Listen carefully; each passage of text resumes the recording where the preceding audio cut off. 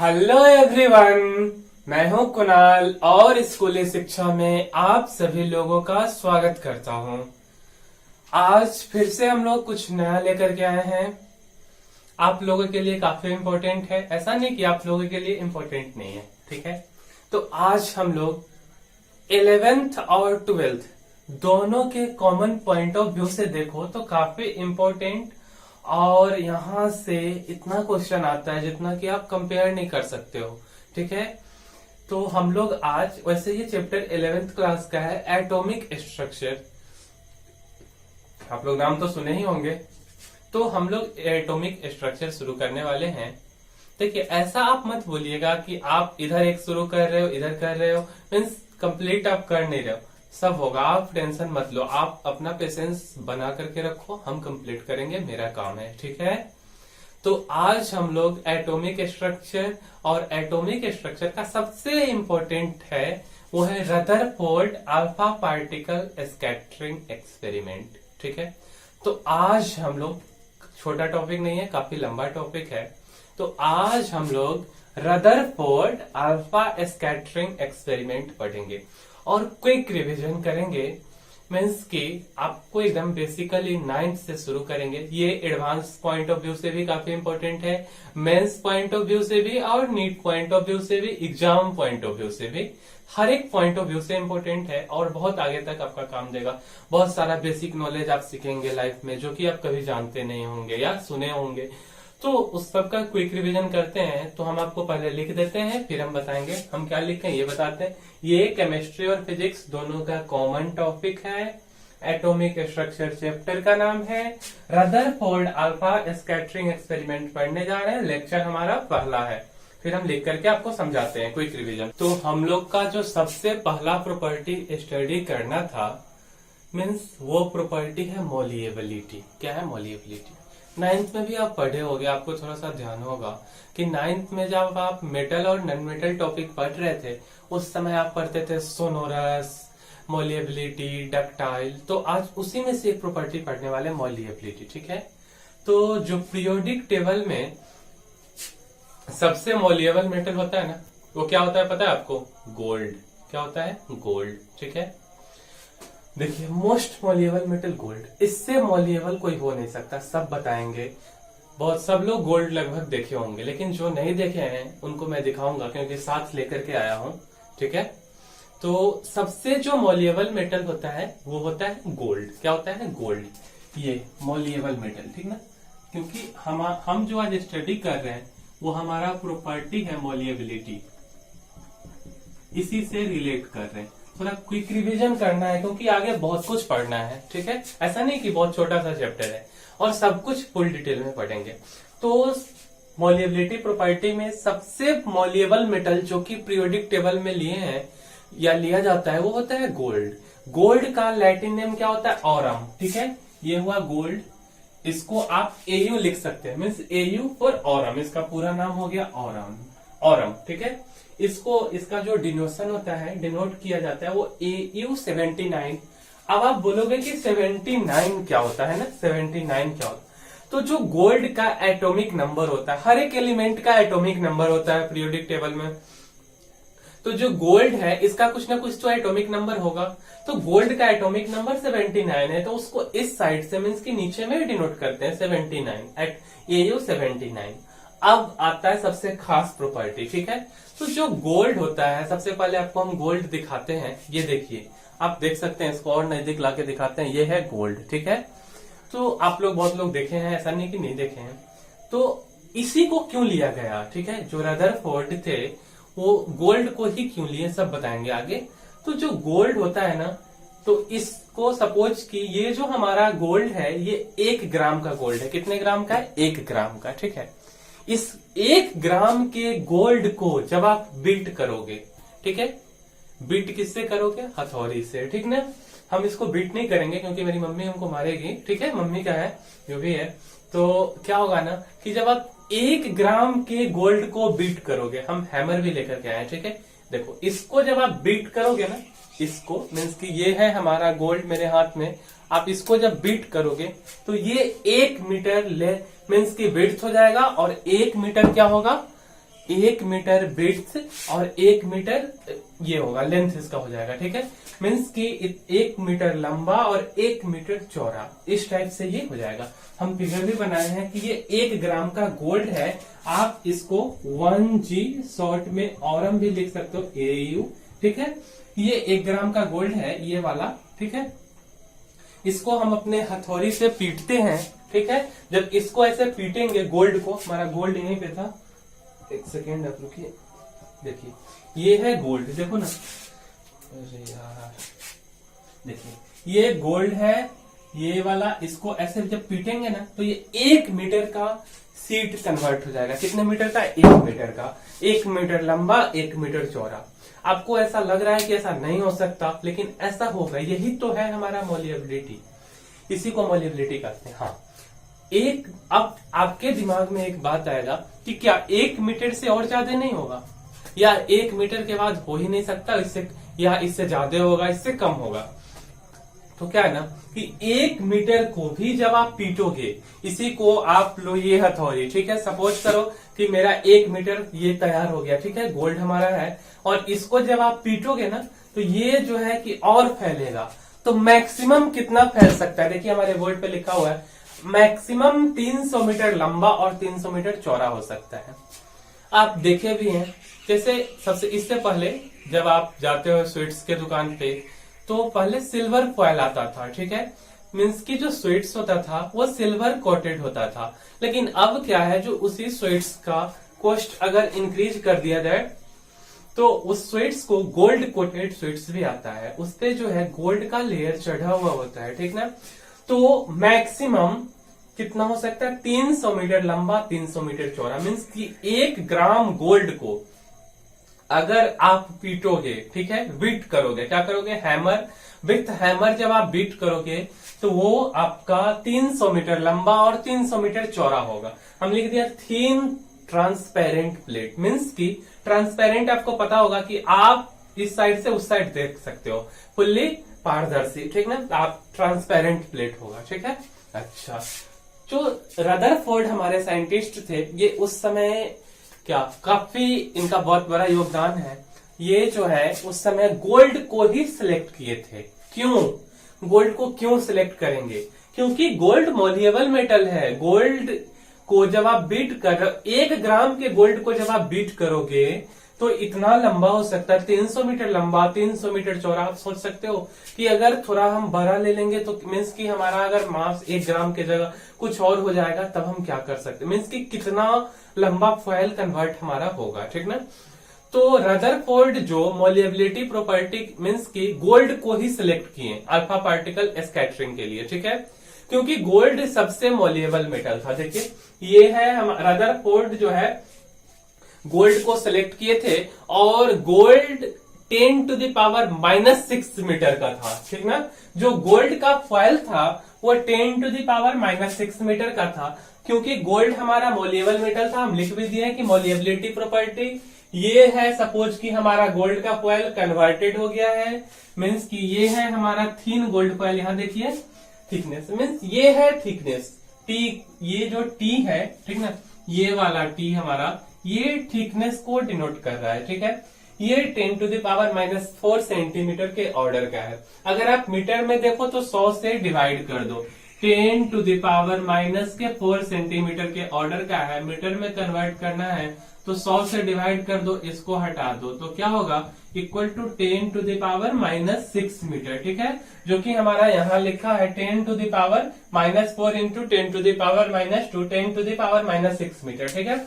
अभी आपको हम जब फिजिक्स बताए तो उसमें बताए थे कि 10 टू द पावर -6 मीटर को क्या बोलते हैं। आपको याद होगा कि 10 टू द पावर -6 को क्या बोलते हैं? माइक्रोमीटर, म्यू से डिनोट करते हैं माइक्रो, ठीक ना।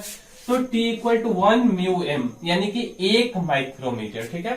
तो पहला जो हमारा पॉइंट था ये मोलिएबिलिटी पे था कि रदरफोर्ड आखिर गोल्ड को ही क्यों सिलेक्ट किए। ऐसा अगर आपका क्वेश्चन आए, आप बोलोगे कि रदरफोर्ड गोल्ड को इसलिए सिलेक्ट किए क्योंकि गोल्ड सबसे मोलिएबल मेटल था। मोलिएबिलिटी क्या होता है? तो आप सबसे कम वेट या आप उसको बीट करते जाओ मेटल को लेकर के, वो कितना जो है कि स्ट्रेच हो सकता है, कितना फैल सकता है, ठीक ना। ये मोलिएबिलिटी प्रॉपर्टी होता है, और पीरियोडिक टेबल में गोल्ड से ज्यादा मोलिएबल मेटल कोई है ही नहीं अब तक, ठीक है। तो यही कारण था कि रदरफोर्ड गोल्ड को सिलेक्ट किए थे, और मोस्ट मोलिएबल मेटल हमारा गोल्ड होता है। फिर हम नेक्स्ट प्रॉपर्टी देखते हैं कि क्या है हमारा नेक्स्ट प्रॉपर्टी। हमारा जो दूसरा पॉइंट है ये है अल्फा रे, ठीक है। कौन सा रे? अल्फा रे। देखिए अल्फा रे नाम दिए अल्फा रे, ठीक है। अल्फा रे आखिर होता क्या है? अल्फा रे जो है वो हीलियम न्यूक्लियस है। अल्फा रे दूसरा कुछ नहीं, हीलियम न्यूक्लियस। He++ से हम लोग इसको डिनोट करते हैं, उसमें 2-4 पॉइंट है, उसको हम लोग एक एक करके स्टडी करते हैं। देखिए क्विक रिवीजन कर रहे हैं तो थोड़ा तेजी से चलिए, क्योंकि आपका सब कुछ भरा हुआ है, इसमें कुछ ऐसा नहीं है जो आपका नहीं भरा हुआ है। सो प्लीज इसको तेजी से निकलिए, ठीक है। तो ये है हमारा हीलियम न्यूक्लियस He++। इसको हम लोग डिनोट करते हैं He4 2, He++4 2। 4 क्या है? एटॉमिक वेट, और 2 क्या है? हमारा एटॉमिक नंबर। ये जो पूरा है इसको हम लोग हीलियम न्यूक्लियस भी बोलते हैं, ठीक है। Helium nucleus. अब देखिए हम लोग का दूसरा पॉइंट है हीलियम एटम। क्या है? Helium atom. हीलियम न्यूक्लियस अलग चीज है, हीलियम एटम अलग चीज है, क्योंकि न्यूक्लियस में इलेक्ट्रॉन नहीं होता है, और जो एटम है उसमें सारा इलेक्ट्रॉन प्रोटॉन न्यूट्रॉन का कॉम्बिनेशन होता है। और जो न्यूक्लियस होता है तो न्यूक्लियस में केवल प्रोटॉन और क्या होता है? न्यूट्रॉन होता है, इलेक्ट्रॉन नहीं होता है, ठीक ना। तो जो हीलियम एटम है उसको He4 2, यही इस तरह से, यहाँ प्लस नहीं आता है, ठीक है। हमारा जो नंबर ऑफ प्रोटॉन्स है, जो नीचे वाला होता है एटॉमिक नंबर, यहीं से जितना एटॉमिक नंबर होगा उतना ही नंबर ऑफ प्रोटॉन होगा। सो हमारा एटॉमिक नंबर 2 है, दैट्स वाई हमारा नंबर ऑफ प्रोटॉन 2 है, ठीक है। जितना नंबर ऑफ प्रोटॉन होगा उतना ही नंबर ऑफ इलेक्ट्रॉन भी होगा। सो एटॉमिक नंबर हमारा also 2, then number of electron is also 2, ठीक है। तो हमारा नंबर ऑफ इलेक्ट्रॉन भी 2 ही होगा। अब बात आता है न्यूट्रॉन का। न्यूट्रॉन क्या होता है? तो न्यूट्रॉन जो होता है वो एटॉमिक वेट में से एटॉमिक नंबर को आपको घटाना है, और जितना आएगा उतना न्यूट्रॉन होगा। क्या होगा? एटॉमिक वेट में से एटॉमिक नंबर को घटाना है। एटॉमिक वेट हमारा 4, एटॉमिक नंबर हमारा 2, तो atomic weight minus atomic number 4 - 2 कर लोगे, 4 - 2 2, ठीक है। अब देखिए रिप्रेजेंटेशन है हीलियम एटम का, भी न्यूक्लियस का बात नहीं कर रहे, एटम का रिप्रेजेंटेशन है। देखिए ये एक सेल है, पहला सेल है हमारा, ये एक सेल है, पहला सेल, ठीक है, फर्स्ट सेल, और फर्स्ट सेल है ये है हमारा फर्स्ट सेल, ये है हमारा सेकेंड सेल, ठीक है, ठीक है। तो क्या ना कि यहाँ देखिए जो पहला सेल है इसमें प्रोटॉन और न्यूट्रॉन है, मीन्स कि ये हमारा न्यूक्लियस है, और न्यूक्लियस के बाहर वाला जो सेल है हमारा जो ऑर्बिट है, ठीक है, उसमें इलेक्ट्रॉन जो है रिवॉल्व कर रहा है, ठीक। मीन्स कि ये कंप्लीटली एक एटम है, क्योंकि एटम में इलेक्ट्रॉन भी होगा, और आप देख सकते हैं कि इलेक्ट्रॉन रिवॉल्विंग कर रहा है, ठीक है। He4 2, तो ये हो गया हमारा हीलियम एटम, न्यूक्लियस नहीं। अभी हम आपको न्यूक्लियस भी बताते हैं, हम इसको ड्रॉ करते हैं, फिर आपको हीलियम न्यूक्लियस का बात करते हैं। ये अल्फा रे था, इसका पहला और दूसरा पॉइंट ये है। हम तीसरा पॉइंट आपसे बात करते हैं अभी। तो हमारा जो तीसरा पॉइंट था, वो तीसरा पॉइंट हमारा क्या था कि हीलियम एटम और हीलियम न्यूक्लियस दोनों अलग चीज है। आप लोग ऐसा मत समझ लो कि हीलियम एटम और हीलियम न्यूक्लियस दोनों सेम चीज है। तो हम आपको हीलियम एटम बता चुके थे, हीलियम न्यूक्लियस का बात करने वाले 2 पॉइंट अल्फा रे का डिस्कस कर चुके हैं। तीसरा पॉइंट है कि जो हीलियम का एटम है, मीन्स ये देखो आप, ये जो है ये है हीलियम एटम। हीलियम एटम क्यों है? क्योंकि यहाँ जो है न्यूक्लियस में प्रोटॉन और न्यूट्रॉन है, ठीक है, प्रोटॉन न्यूट्रॉन है, और इलेक्ट्रॉन जो है आउटर मीन्स की ऑर्बिट में, आउटर सेल में चक्कर लगा रहा है ना। देखो यहाँ इलेक्ट्रॉन है, तो He से क्या होता है कि अपना हीलियम न्यूक्लियस जो है मीन्स हीलियम एटम अपने 2 इलेक्ट्रॉन को लूज करता है। क्या करता है? लूज करता है। सपोज कि ये हीलियम का एटम है और ये एटम अपने 2 इलेक्ट्रॉन को बाहर निकाल कर फेंक रहा है। क्या कर रहा है? और सपोज ये दोनों इलेक्ट्रॉन है, ये इसको दोनों को बाहर फेंक रहा है। मीन्स कि जब बाहर निकालता है तो क्या होता है कि प्लस चार्ज आता है, प्लस चार्ज आता है। तो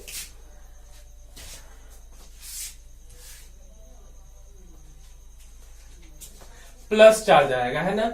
मीन्स कि क्या होगा, आप देखो कि हीलियम पे प्लस प्लस चार्ज आ गया और 2 इलेक्ट्रॉन बाहर निकल गया, ठीक है, बाहर निकला। जब बाहर निकलेगा, यहाँ जो He प्लस प्लस है इसको कैसे लिखेंगे, ये हो गया हमारा न्यूक्लियस, और ये जो आप देख रहे हो ये वाला, इसमें है न्यूक्लियस है, ये 2 प्रोटॉन 2 न्यूट्रॉन है, ये हीलियम न्यूक्लियस है, और 2 इलेक्ट्रॉन अलग हो गया, ठीक है। इसी को आप लिख सकते हैं He प्लस प्लस, क्योंकि जब इलेक्ट्रॉन को लूज कर दिया तो यहाँ पे आ गया प्लस प्लस साइन, और He2 ठीक है। एटॉमिक नंबर, एटॉमिक वेट हम आपको बता चुके हैं किसको क्या बोलते हैं। ये हो गया अल्फा पार्टिकल, मीन्स कि ये वाला जो हो गया ये अल्फा पार्टिकल का डिनोशन है। आप इसको अल्फा पार्टिकल को इस हिसाब से डिनोट कर सकते हो, इसमें से आप ये बोलो या ये बोलो कुछ भी बोलो, ये अल्फा पार्टिकल है। हमारा जो चौथा पॉइंट है वो है अल्फा रे। आखिर अल्फा रे क्या होता है, alpha He4 He plus plus, ठीक है। ये हो गया हमारा, ये आपको पता है कि He प्लस प्लस ये क्या है, हमारा हीलियम का न्यूक्लियस है। हम जानते हैं कि चार्ज ऑन अल्फा को कैसे डिनोट करते हैं, चार्ज आखिर आता कहां से।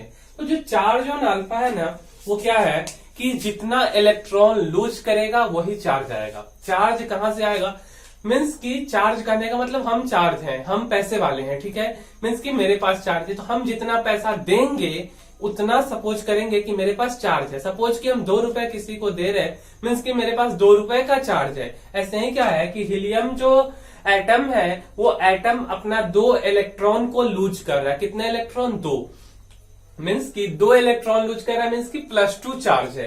तो यही जो प्लस वाला है ना, ये वाला देखिए ना, ये प्लस वाला जो लूजिंग है, हीलियम न्यूक्लियस अब बन गया, ये +2e हो गया, ये +2e चार्ज है। तो चार्ज ऑन अल्फा यहां से आया, ठीक है। इलेक्ट्रॉन, अब इसी को कैलकुलेट किए तो +2 इलेक्ट्रॉन का जो होता है वो वैल्यू होता है 1.6 इंटू 10⁻⁻19 कूलम। इसको गुना कीजिए, ये कूलम में आ गया। या आपको हम बताए हैं इलेक्ट्रोस्टैट में कि ESU, तो आप इसी को अगर ESU में कन्वर्ट करेंगे तो +2 इंटू 4.8 इंटू 10⁻⁻10 ESU। बट ये आपके काम का नहीं है, उतना काम का है नहीं, ये फिजिक्स में काम का है, ये आपके नॉलेज के लिए हम बताए हैं, ठीक है। और इसको डिनोट कैसे करते हैं, Q, capital Q alpha equal to +2e। जब हमको चार्ज ऑन अल्फा बताना हो तो कैपिटल Q ऐसे, ठीक है, capital Q alpha equal to हो गया कैपिटल Q अल्फा, ऐसे देखो ना, capital Q alpha equal to आप बताओगे +2e। क्या बताओगे, +2e, जो कि यहाँ लिखा हुआ है चार्ज ऑन अल्फा +2e, ठीक है। इसके बाद हमारा है अल्फा रे में, मीन्स की 5वां जो पॉइंट है वो इसी से सारा कोरिलेट है, सब आप लोग पढ़े हुए हैं। वो क्या है, He++42 मीन्स की प्योर हीलियम न्यूक्लियस, ये 2 प्रोटॉन और 2 न्यूट्रॉन, ये हो गया हीलियम न्यूक्लियस। चलिए अब हम बात करते हैं मास ऑफ अल्फा। आखिर अल्फा का मास क्या होगा। एक बात बताओ, अल्फा में जो सामान होगा आपका वेट क्या होगा, आपका जो ओरिजिनल वेट हुआ, आप कुछ खाना खा लिए, ठीक है, सपोज आप केला खा लिए, तो अगर आप 1 kg केला खा रहे हो और उसके बाद और सारा आप खाना खा लिए, केला का इसलिए एग्जाम्पल ले क्योंकि केला से सडन वेट बढ़ता है, ठीक ना। तो आप जितना भी खाना खाएं तो आपका वेट अगर 40 kg है और आप 1-2 kg और खाना खा लिए, ठीक है, सब मिला करके, तो आपका वेट कितना हो गया, 42 kg। सिमिलरली जो न्यूक्लियस है वो अपने इलेक्ट्रॉन को देने के बाद में केवल प्रोटॉन बच रहा है और उसमें न्यूट्रॉन बच रहा है। तो जो क्या होता है कि मास जो होगा अल्फा का वो प्रोटॉन का मास होगा और न्यूट्रॉन का मास होगा, ठीक है।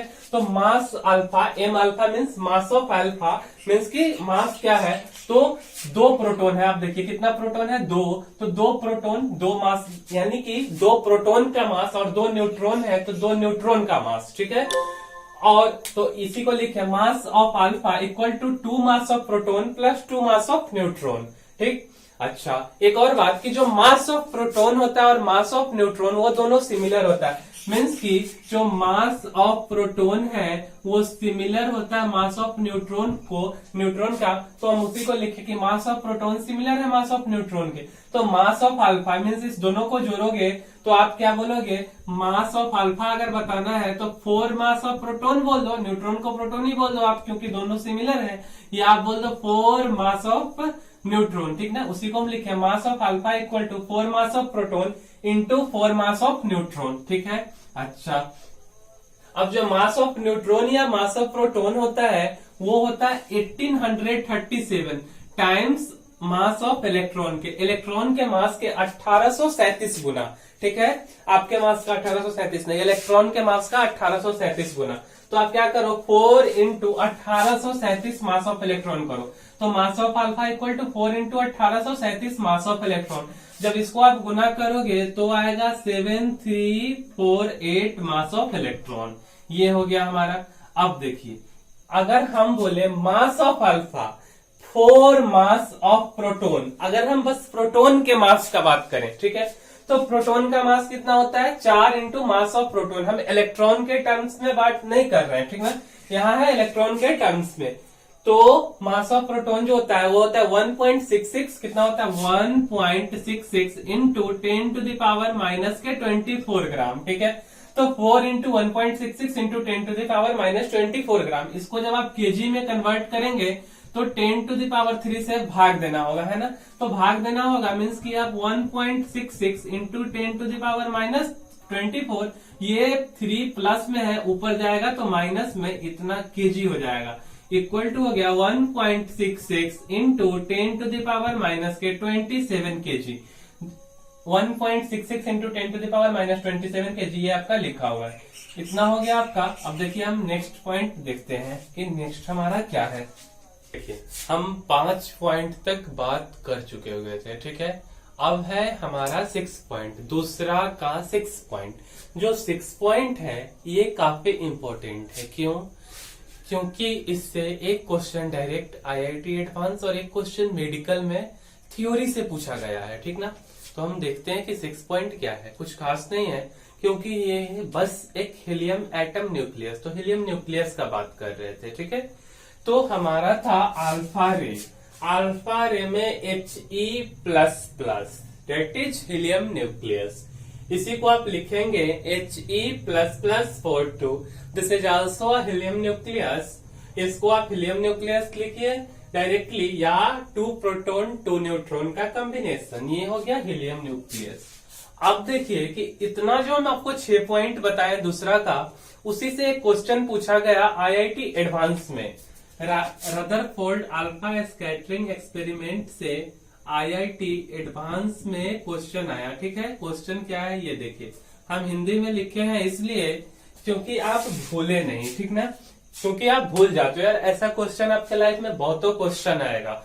एटॉमिक स्ट्रक्चर पर हो या आप कोई भी चैप्टर पढ़ो, हर चैप्टर में 200, 300, 500 क्वेश्चन आता है, ठीक है। तो आप छोटा छोटा क्वेश्चन को कैसे ध्यान रखो, इसलिए हम ऐसा लिखे हैं, ठीक है। तो एग्जाम में कुछ ऐसा था कि रदरफोर्ड ने कौन सा एक्सपेरिमेंट किया, हमारा क्वेश्चन एग्जाम में आईआईटी एडवांस में पूछा गया। हम लिखे कि रदरफोर्ड ने कौन सा एक्सपेरिमेंट प्रयोग किया, एकदम हिंदी में, क्योंकि हम एकदम क्लियरली चाहते हैं कि आपको हर एक कंसेप्ट क्लियर हो, ठीक है। ऑप्शन आपका दिया helium atom, He+ experiment, He- experiment और हीलियम न्यूक्लियस एक्सपेरिमेंट। तो जो रदरफोर्ड का एक्सपेरिमेंट था वो कौन सा था, हीलियम न्यूक्लियस था। तो आप यहाँ पे टिक लगाएंगे हीलियम न्यूक्लियस। बहुत लोग सोचते हैं कि हीलियम एटम लगा देते हैं, He+ एक्सपेरिमेंट, नहीं, ये गलत हो जाएगा आपका, ठीक ना।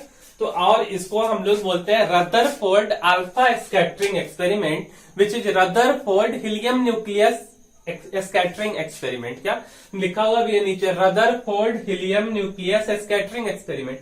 आईआईटी एडवांस का क्वेश्चन है। एक नीट में भी एक क्वेश्चन आया था, मेडिकल में बस ऑप्शन चेंज कर दिया था, क्वेश्चन सेम है कि रदरफोर्ड ने कौन सा एक्सपेरिमेंट किया, कौन सा प्रयोग किया। आप जिस भाषा में समझो उसी भाषा में, ठीक ना, उसी भाषा में आप समझो। कि वहां दे दिया आपको सपोज कि He+ atom, He- atom, He++, इस टाइप से आपको ऑप्शन दे दिया, ठीक है, मीन्स और नन ऑफ दिस दे दिया, ठीक। यहाँ देखिए, तो आपको कहना है कि रदरफोर्ड, यहाँ हीलियम न्यूक्लियस जैसे था ना, तो हीलियम न्यूक्लियस के जगह He++ स्कैटरिंग एक्सपेरिमेंट। मेडिकल में डायरेक्ट क्वेश्चन आया था कि रदरफोर्ड ने कौन सा प्रयोग किया, तो रदरफोर्ड ने He++ स्कैटरिंग एक्सपेरिमेंट प्रयोग किया। और भी बहुत सारा ऑप्शन था, तो ये ऑप्शन हमारा होगा। ये मेडिकल का क्वेश्चन है, मेडिकल में आया था, ठीक है। अब देखिए 2 पॉइंट हम डिस्कस कर चुके हैं। हमारा तीसरा पॉइंट कि अल्फा रे क्या होता है, कहां से आता है, ये क्या है, कुछ नाम अटपटा लग रहा है। हम तो 10th से सीधा आ गए 11th में, हमको तो कुछ नहीं पता है। हाँ, 12th वाले आप लोगों के लिए भी काफी इंपॉर्टेंट है, तो आप लोग ऐसा तो बोलिएगा मत ठीक ना, कि मेरे लिए ये अल्फा रे हम नहीं जानते क्योंकि आपको पता है, ठीक है। तो 11th वाले बोल सकते हैं कि अल्फा रे आखिर होता क्या है, वही हम आपको बता रहे हैं, ठीक है। देखिए अल्फा रे या हीलियम प्लस प्लस जो है, इसी रे को गोल्ड फॉयल पे स्कैटर करवाया गया, गोल्ड फॉयल पे प्रकाश डाला गया। मेरा ये वाला गोल्ड था, ये गोल्ड, इसको हमने बीट किया, मेरा ये रहा हैमर, 1 मीटर से 300 मीटर, ठीक है, ऐसे करके हमने बीट किया। वो जो थिन फॉयल था ये काफी मॉल्युएबल मेटल था, तो हम क्या किए कि गोल्ड का फॉयल लिए, ये हमारा फॉयल है थिन गोल्ड फॉयल जो कि ट्रांसपेरेंट था, इसी से अल्फा रे को डाला गया था, ठीक ना। तो अल्फा रे आखिर आया कहां से, इसका सोर्स क्या है? तो सबसे पहला बात कि अल्फा रे रेडियो एक्टिव एलिमेंट है। कौन सा एलिमेंट है? Radio active. Radio active element आप समझते हो? रेडियो एक्टिव एलिमेंट एक ऐसा एलिमेंट होता है जो कि अपने रे को इमिट करता है। डिफरेंट टाइप्स ऑफ रे होता है, अल्फा रे, बीटा रे, गामा रे। इस रे को random direction, different direction means चारों बगल, चारों दिशा में ये क्या करता है, अपने रे को इमिट करता है। और ये हार्मफुल रे होते हैं जो कि आपको कैंसर से लेकर के बहुत सारे डिजीज को क्रिएट कर सकते हैं, ठीक है। क्रिएट करते क्या है, होता ही ऐसा, हम आपको एक केस भी बताएंगे, पहले आप इसको देखिए। जो रेडियो एक्टिव एलिमेंट है सेकेंड ए ग्रुप से आया था। सेकेंड ए ग्रुप में कौन कौन सा है आप देखिए, बेरिलियम है, मैग्नीशियम है, कैल्शियम, एसआर, बीए और रेडियम, ठीक है। मीन्स कि रेडियम जो है, रेडियम Ra88, ये है रेडियो एक्टिव एटम। क्या है ये? रेडियम जो है हमारा वो है रेडियो एक्टिव एटम है। इतना एटम था सेकेंड ग्रुप का, इसमें रेडियम हमारा रेडियो एक्टिव एटम है, ठीक है। और रेडियो एक्टिव एटम मीन्स कि ये अपने रे को डिफरेंट डायरेक्शंस में इमिट करता है, अल्फा रे, बीटा रे, गामा रे। तो रेडियम जो था यही अल्फा रे का सोर्स था। यहीं से हम लोग, ये जो रदरफोर्ड थे वो रेडियम को ही चूज किए थे अल्फा रे का सोर्स के रूप में। और यही आप जो सोच रहे थे अभी कि अल्फा रे क्या होता है, तो रेडियम चूज किया गया रदरफोर्ड के द्वारा। This is the source of alpha रे। एंड इसको जो है, इस सोर्स को कहां पे डाला गया? गोल्ड फॉयल पे। देखिए इसके बाद हम आपको बताते हैं, इसको आप नोट कीजिए पहले। Element radio active atom radium. अगर रेडियम को हमको स्टडी करना है, ठीक है, कि रेडियम कैसे रे को इमिट कर रहा है, तो हम एक ऑरम ले लिए, मीन्स की ये सीट ले लिए गोल्ड का थिन फॉयल सीट जो कि ट्रांसपेरेंट है, ठीक है। रेडियम को डाल दिए इसके सामने। क्या हो रहा है ना कि जो रेडियम है हमारा, ये हर एक डायरेक्शन में रे को इमिट करेगा, ठीक है। इस डायरेक्शन में भी अपने तीनों रे को इमिट कर रहा है, सारे रे को हर एक डायरेक्शन में रे को इमिट करेगा, ठीक है। देखिए alpha beta gamma, alpha beta gamma, alpha beta gamma. तो जो सबसे ज्यादा लंबा रे जाएगा, दूर तक हो जाएगा गामा, फिर होगा बीटा, फिर होगा अल्फा। इसलिए गामा को हम ग्रीन से डिनोट किए, बीटा को रेड से, अल्फा को ब्लू से। देखिए अल्फा रे ब्लू, बीटा रे रेड, गामा रे ग्रीन, ठीक है। मीन्स की तीनों रे को हम अलग अलग कलर से डिनोट किए हैं। तो जो गामा है, गामा का सबसे ज्यादा एनर्जी है इन कंपेयर टू बीटा, और बीटा का सबसे ज्यादा एनर्जी है in compare to alpha. Means की सबसे कम एनर्जी अल्फा रे, उसके बाद उससे थोड़ा ज्यादा बीटा, फिर उससे थोड़ा सा ज्यादा गामा।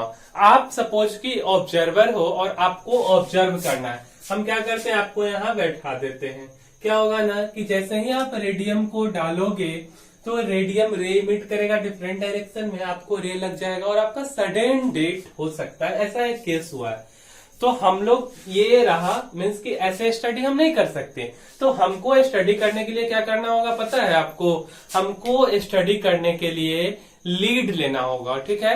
लीड क्या होता है सब कुछ हम बताते हैं, पहले थोड़ा इसको देख लीजिए। हम लिख भी दिए कि गामा का एनर्जी सबसे अधिक होता है, very high energy. Very high energy means की पेनिट्रेटिंग पावर जो होता है सबसे ज्यादा गामा का, फिर बीटा, फिर अल्फा। इस सब टाइप का जो ये है बोर्ड है, इस बोर्ड को गामा रे इजिली पेनिट्रेट कर जाएगा, यहाँ तक कि अल्फा रे भी। ये लोग ये इस रे को ऑब्जर्व करके नहीं रख सकता, ये पेनिट्रेट कर देगा, इसके पार चला जाएगा रे, ठीक है।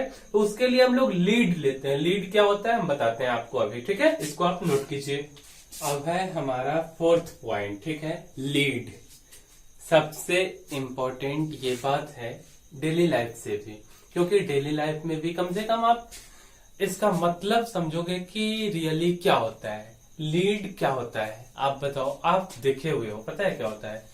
आपके घर में आप रोज देखते हो, शायद जो ग्रामीण क्षेत्र में रहते हैं या जहाँ पे लाइट कट ज्यादा होता है वहां तो उनको रोज यूज आता है। पता है क्या होता है, गेस करो आप।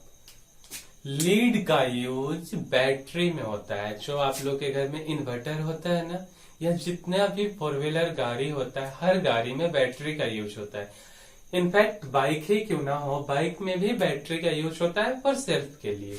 तो वहां जो बैटरी होता है वो बैटरी में लीड का यूज होता है, ठीक है।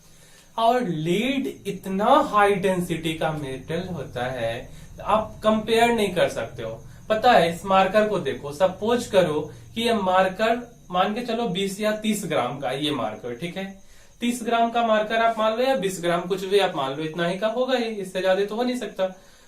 अगर लीड का इतना ही सेम शेप सेम साइज का मेटल ले लो, ये अगर 30 ग्राम का है तो 3 केजी हो जाएगा हमारा लीड, या 20 ग्राम का है तो 2 केजी हो जाएगा। इतना लीड का हाई डेंसिटी होता है। फिल करना है, फिल भी करो। इन्वर्टर का बैटरी जो है बाहर में रखा रहता है, उसको आप लो, उसको उठा के देखो, बस 3-4 प्लेट उसमें लीड का लगा हुआ होता है, ठीक है। और उसी के कारण इतना हार्ड हो जाता है, मीन्स इतना भारी हो जाता है, बैटरी इतना हेवी हो जाता है कि आपको लगेगा, जब आप उठाओगे तो आपको पता चल जाएगा कि कितना भारी होता है, ठीक ना। तो आपके घर में लीड है, ठीक है। लीड क्या होता है आइए हम देखते हैं। लीड मीन्स की पीबी, पीबी मीन्स की लैटिन नेम इसका क्या होता है, प्लम्बम। क्या होता है, PLUMBUM, ये होता है लैटिन नेम, इसका होता है प्लम्बम। ये जो है PB 208-82 से इसको डिनोट किया गया। एटॉमिक नंबर, एटॉमिक वेट जो भी है, ठीक है, ये सब आपको पता है। मोस्ट स्टेबल हेवी एटम होता है, काफी हेवी है। आपको हम इस एग्जांपल से समझाए भी है कि कितना हेवी है। इतना ही सेम डेंसिटी का लीड रहे तो कितना भारी हो सकता है, ठीक है। बैटरी में इसका यूज होता है, ये भी लिख दिए। पीबी ब्लॉक मीन्स की लीड ब्लॉक या प्लम्बम का ब्लॉक, ठीक ना। अच्छा, अब आप पूछोगे कि यहां लीड का क्या यूज है, आप क्यों बात कर रहे हो। लीड का हम इसलिए बात कर रहे हैं कि किसी भी रेडियो एक्टिव एलिमेंट को अगर आप लीड के बॉक्स के अंदर डाल दो तो किसी का कोई पावर नहीं है, मीन्स कि अल्फा रे, बीटा रे, गामा रे, कि उसको पार करके निकल जाए, किसी कीमत पे नहीं पार करेगा। इतना हाईली डेंस्ड मेटल होता है कि कोई भी रे उसको पेनेट्रेट करके बाहर नहीं निकल सकता है, ठीक ना।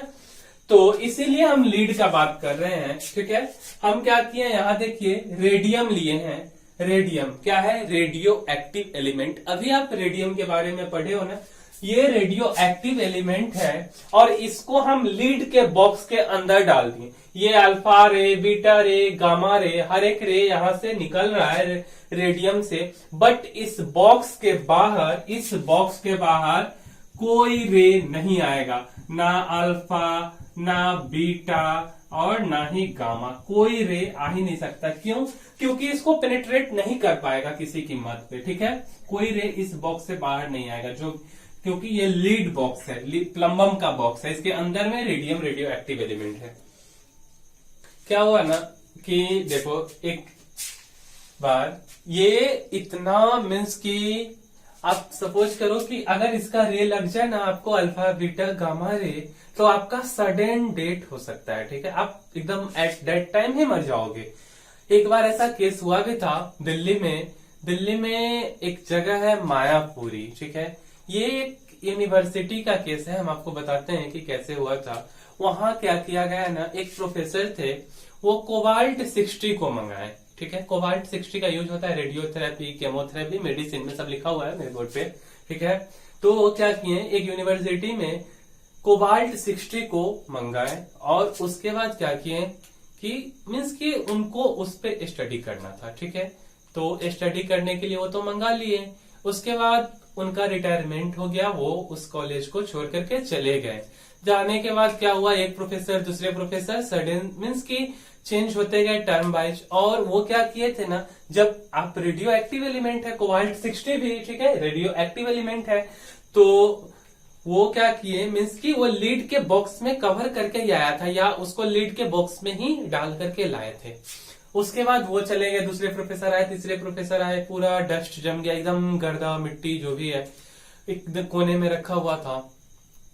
तो वो प्रोफेसर एक बार साफ करवा रहे थे उस लैब को।